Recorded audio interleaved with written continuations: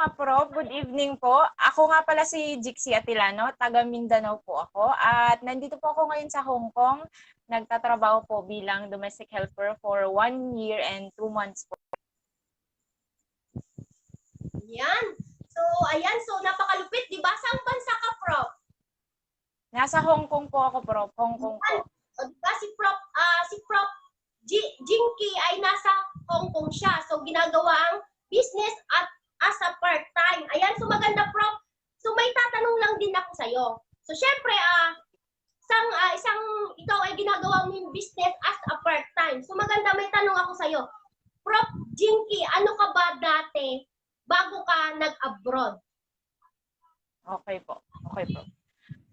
So, dati po, naging sales lady po ako sa Davao ng 3 years. At after noon, naging kasambahay din po ako for 2 years kasi nag-aaral ako ng time na yun. So, kailangan ko magtrabaho para matustusan yung pag-aaral ko ng college. Pero hindi ko siya natapos kasi nga, yun nga po, mahirap yung buhay. Wala pong pangtustos sa pag-aaral. Kaya nag-decide po ako na pumunta ng abroad. Unang abroad ko po sa Saudi nung kakatungtong ko pa lang ng 23 years old, nag-abroad po agad ako kasi nga gusto ko nga po makatulong sa pamilya ko po. Yun po, Prof. Wow. So, napakalupit pala ng background ni Prof. So, dati siyang nagtatrabaho siya na nag-aaral siya. So, working student siya dati. So, ang napakalupit, so nag-sales pa siya. Tama? So, si Prof. Jinky pala ay talagang masipag siya. So, hindi lang pala nasa Hong Kong. So, ilang beses na pala siya nag-abroad. So, dati rin pala siya sa Saudi. So, ibig sabihin, si Prof. Jinky talaga ay siya yung taong napakasipag. So, siguro, ang laki ng pangarap ni Prof. Jinky. Tama ba? So, kung kayo ay katulad ni Prof. Jinky din, tama? So, maganda makinig kayo dito sa mga natin kasi ang sarap ng ikwento yung buhay na dati kang ginagawa mo yung business, then dati kang hirap sa buhay, tapos magiging successful ka dito sa business natin. Tama? So, maganda, Prof. Congrats sa'yo. So, itutuloy-tuloy mo lang yung business natin. So, I'm sure pag uwi mo dito, magiging successful ka. Ayan. Next question, Prof. Ayan. So, then, ang next question ko, Prof, paano ka ba na-invite dito sa business? Or na-involve? Ayan. Okay po. So, na-involve ako sa business kasi yung upline ko, nakilala ko sa isang apps, yung Imo apps. Kasi nung day na yon, na-uninstall ko na kasi yung Imo ko kasi para sa akin wala naman siyang gamit. Pero that day, in-install ko yung Imo, doon ko po agad nakilala din si Prof. Jomar Suelto. Sa live po, nasa isang live kami, tapos yun po, naging friend kami sa Facebook, tapos in-explain niya sa akin yung business. Kasi nung nasa Saudi pa ako, Prof, ang dami-dami akong nag-invite, kahit yung mga friends ko, pero hindi ako nag-join kasi nga, kumbaga, hindi bukas yung isip ko kasi ayaw ko nga makinig. Kasi para sa kanyang networking is, hindi ko talaga siya linya. Pero nung nakilala ko si Prof. Jomar, in-explain niya sa akin, tapos yung tumatak talaga kasi sa akin, pwede kang mag-for good dahil sa business. Kaya talagang ginrab ko siya kasi yun naman talaga yung gusto ko, kumikita habang kasama ko yung pamilya ko. Wow! So, ang ganda pala ng kwento ni Prof. Jinky. Ayan, so ang dami nang nag-invite sa kanya. So, napakaswerte ni Prof. Jomar at napakaswerte ni Prof. Jinky din kay Prof. Jomar kasi napunta sa ating team. So, napakaswerte natin kasi sa atin siya napunta ni Prof. Jinky. Tama? So Prof, nung na-invite ka ba dito, nag-join ka na ba agad o negative ka? Ganon?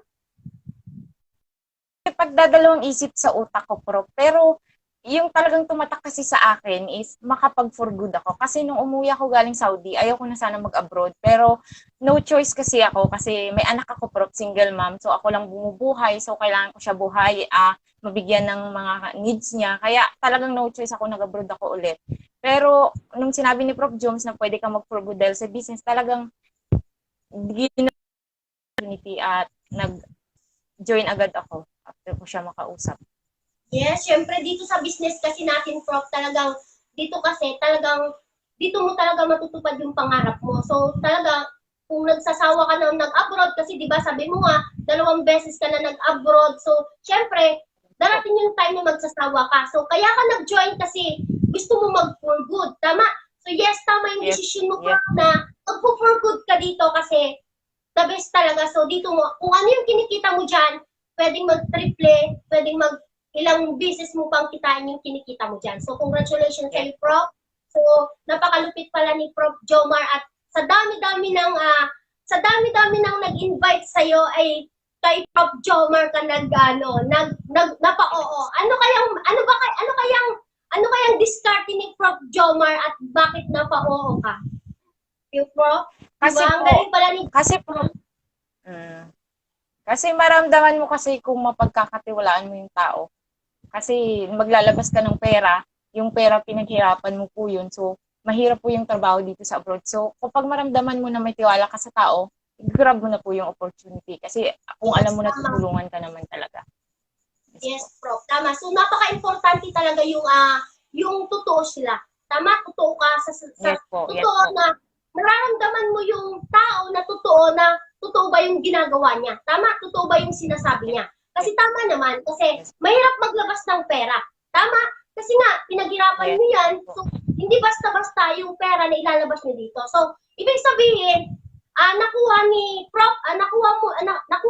Jomar yung loob mo. So, talagang nagtiwala ka rin sa kanya. So, dito kasi naman talaga sa business natin, once na nakuha mo yung heart ng isa't isa, so, ibig sabihin, so, magkakasundo kayo. Tama? Siyempre, pinakadabis talaga dito is tiwala. Tama? So, congrats sa'yo, Prof. Kasi nagtiwala ka kay Prof. Jomar. So, maganda at si Prof. Jomar ay napakasipag yan. So, tutulungan talaga yung mga leaders niya. Ayan. So, next nating tanong. Ayan. So, pangatlong tanong natin, paano mo ginagawa ang business as a part-time prof? Since So, na nandiyan usually kasi Usually kasi natatapos ang trabaho ko, Prof, mga 9 or 9:30. So, after nun, syempre, inaasikaso ko muna sarili ko ng mabilisan lang kasi syempre, kailangan time is gold. Ganun dapat eh. So, after nun, ginagawa ko ang business 2 to 3 hours po every night. At saka pagising ko sa umaga, nag-a-add din po ako. Tapos pagkagabi ko na po siya sinachat or kakausapin. Yes. So yun, mga prof, so kung ikaw ay nanonood, ayan, si Prof. Jinky ay ginagawa niya 2 to 3 hours ang business. So maganda kung kayo, mga prof, so bigyan niyo din siya ng time. Kasi si Prof.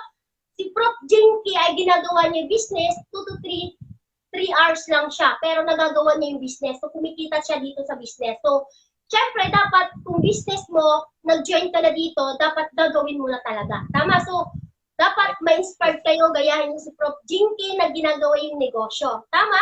So, bigyan niyo lang siya ng time kasi kung hindi niyo gagawin kasi yung business, sayang lang yung in-invest niyo dito. Tama? So, maganda, gawin na natin. Kung naglabas ka na rin ng pera, gawin na lang natin. Tama? So, thank you sa maganda mong sagot, Prof. So, maraming ma-inspire sa'yo. So, congratulations. Ayan. So, next natin tanong, Prof. Prof, gaano ka nakatagal dito sa business? So, 7 months pa lang po ako sa business. Nag-join ako November, end of November. So, yun nga po. Nag-7 accounts agad ako nung November kasi gusto ko na kumita ng malaki dito sa business at maging successful.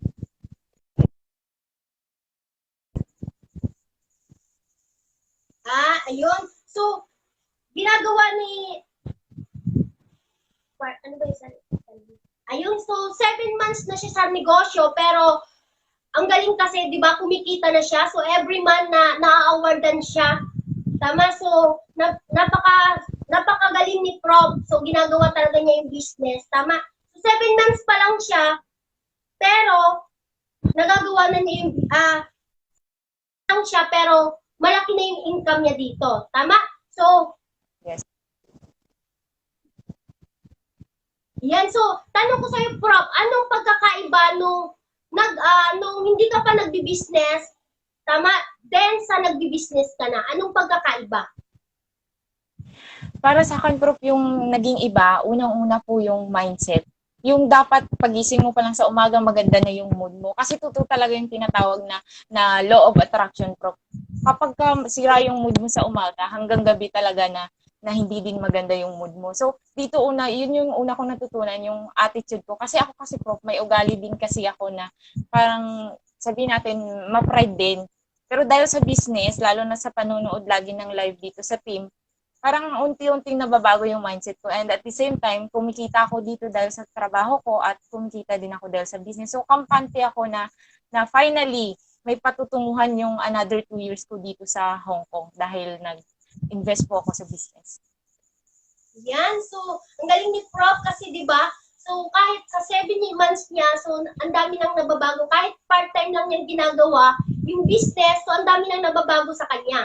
Tama, kasi dito pag nasa business ka talaga, ang daming mababago sa'yo. Hindi lang bulsa ang mababago sa'yo, lahat attitude ang pinaka-importante. So, si Prof ay naging nasa isip na niya ay yung mindset. Tama? So, number 1 talaga, Prof. So, dapat, bago ka paggising mo sa umaga, dapat clear mind ka na siya. Diba? Dapat maging masaya ka na. So, morning pa lang, dapat ang ganda ng gising mo. Tama? Para sa buong araw ay maganda yung araw natin. Tama? So, yun yung pinakamagandang clear mind, clear heart para magagawa natin maganda yung business. So, para lahat ng nakakausap natin is ganun din yung utak din nila. So, naki-clear mind din sila. Tama? So, congrats sa iyo, Prof. Ayan. So, next tanong ko, Prof. Prof, ilang account ka na dito sa business? 15 accounts na po ako, Prof. So, una, 7 accounts ako, tapos nagdagdag lang po ako hanggang sa nabuo ko na po yung 15 accounts. Wow, congrats, Prof. So, si Prof Jinky ay isa.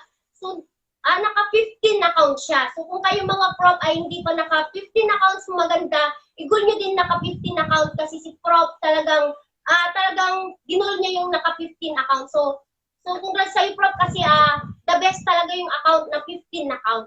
Tama? Kasi, yes, para pag uwi mo po dito, wala ka nang iniintinding account, kundi gawin na lang ng gawin yung negosyo. Tama? Yes, po. So, yun yes, yung puhunan mo dito. So, congratulations. So, the best talaga pag naka-multiple accounts ka. 7 account or 15 account. Kung kayo ay naka-1 account pa lang, 3 account, 7 account, so mas maganda, mag-15 account kayo katulad ni Prof Jinky. Ayan. So, next question natin, Prof. May plano ka bang mag-full-time or mag-full good dito sa Pilipinas na gawin na yung negosyo? Yes, Prof. Plano ko lang tapusin yung business, yung contract ko dito. Next year po, April, matatapos na siya. So, after noon, hindi na po ako babalik sa abroad. Magpo-for good na po ako para maka-full-time po sa business. Kasi, pwede ko namang kitain dyan, bakit pa ako babalik dito? Yes, tama. So, tama yung decision mo, Prof, na mag-for good ka dito kasi tama yung sinasabi mo na kung ano yung kinikita mo dyan, mas doble, triple pa ang kikitain mo dito. So, ang kagandahan pa dito, mas maganda kung ikaw ay part-time mo ginagawa ang negosyo, kumikita ka na dyan, what if pag full-time ka na? Tama? Kasi, di ba, ikaw nga sabi mo nga, ginagawa mo lang yung negosyo as 2 hours to 3 hours lang part-time. Tama? Ano pa kaya kung 24/7 mong gawin yung business? Eh, kumikita ka na, ano pa kaya kung gagawin mo yung 24/7 ang business? Tama? So, napakalupit. So, ang laki ng kikitain mo talaga dito. Kung ano yung sahod mo dyan sa Hong Kong, I'm sure magdodoble, magtitriple yung kikitain mo dito. So, tama yung decision mo, Prof, na mag-full-time ka dito. So, yan. So, sa mga nakikinig po, sa mga OFW din may balak mag-full-time. So, tama yung decision nyo. So, maganda. Mag-full-time na po kayo kasi the best talaga pag nag-full-time. Kasi nga, pag part-time, syempre, pag part-time, so, kunting oras nyo lang ginagawin yung business. Tama? So, syempre, kung may balak kayo mag-full-time, so, habang nasa abroad pa lang po kayo, gawin nyo na yung negosyo. Para pag uwi nyo dito, mag-check po kayo ng malaki. Para, syempre, pag nag-full-time kayo, may bala po kayo. Tama? So, yun. So, ayan. So, congrats sa'yo ulit, Prof. Thank you sa sagot. Ayan. So, next question, Prof. Prof, bakit mo ginagawa ang business para kanino? Ayan. So lahat naman kasi tayo dito, tama? So, lahat naman tayo kasi dito sa business, ginagawa natin to para sa mga pamilya o kung sino man. So, dapat may deep is why ka. Tama? So, dapat alamin mo kung bakit mo nga ba ginagawa ang negosyo. Tama? So, para sa'yo, Prof, bakit mo nga ba ginagawa ang business? para kanino po? Ginagawa ko po ang business unang-una para po talaga sa anak ko, Prof. Kasi iniwan ko siya, maliit pa siya. So ngayon, magsi 7 years old na siya, nandito ako sa abroad. Parang ang feeling na ang dami-dami mo nang namimiss na bagay about sa kanya. Hindi mo na alam kung paano ba siya matulog, kung anong kinakain niya, anong paborito niya, ano oras siya natutulog. Kasi dito pag sa abroad ka, sabihin natin nakakatawag ka sa kanya. Pero yung bawat minuto o segundo, hindi mo siya nasusubaybayan. So talagang ginagawa kong business kasi gusto ko siya talagang makasama na kumikita habang kasama ko siya at naaalagaan at the same time. Para po Yes, sa anak Prof. ko Ayan. talaga. Yes. So, ayan, ang DPSY ni Prof. Jinky ay yung anak niya. Tama? So, ginagawa niya yung negosyo para sa pangarap din niya, para sa pamilya niya, so para sa anak niya. So, tama. Kasi dito kasi, pag hindi mo alam kung anong dahilan ginagawa mo yung business, walang patutunguhan. So, tama yung may DPSY ka. So, si Prof ay, ang DPSY niya ay para sa anak niya. So, gusto na niya makasama ang anak niya dito sa Pilipinas, tama, sa mga pamilya niya, para alam na niya kung anong ginagawa ng anak niya. Tama, syempre, sa tagal niya na nag-abroad, miss na niya yung anak niya. Kasi dito, pag nandito ka sa business, Prof, syempre, nakakasama mo na yung anak mo. Gusto mo, halimbawa, nandito ka, gusto mong umuwi, kaya mong puntahan ang anak mo. Hindi katulad sa ibang bansa na gusto mong makita yung anak mo pero wala ka nang magawa kundi umiyak ka na lang. Yes. Tama? Yes. So, ang kagandahan dito sa business, anytime pwede kang makauwi sa pamilya mo. Tama? So, yan. So, ang DPSY ni Prof. So, kung kayong mga Prof, kung ano yung mga DPSY nyo, kung bakit nyo ba ginagawa yung negosyo. Dapat may DPSY kayo dito kung bakit nyo ba ginagawa ang negosyo, kung para kanino ba. Kung para sa pamilya nyo, sa anak nyo, so gawin nyo yung negosyo para pag uwi nyo, may bibigay kayo sa pamilya nyo. So, para kung ano yung kinakamit nyo, gusto nyo mangyari sa buhay nyo, gusto nyo may bigay sa pamilya nyo, may bibigay nyo. So, kung kayo ay nasa OFW pa, gawin nyo na yung negosyo. Tama? So, yun si Prof, ang DPSY niya ay ang kanyang anak. Ayan, so, wala na akong matanong, Prof. So, maganda niyan, Prof. Yan, tapos na yung question ko sa'yo. So, congratulations. Then, thank you sa mga mo. So, maganda, Prof. Magbigay ka ng message sa mga katulad mo din na OFW ginagawa yung business as a part-time. Bigyan mo sila ng message kung paano mo nga ba ginagawa, kung anong may bibigay mong message sa kanila. Yan.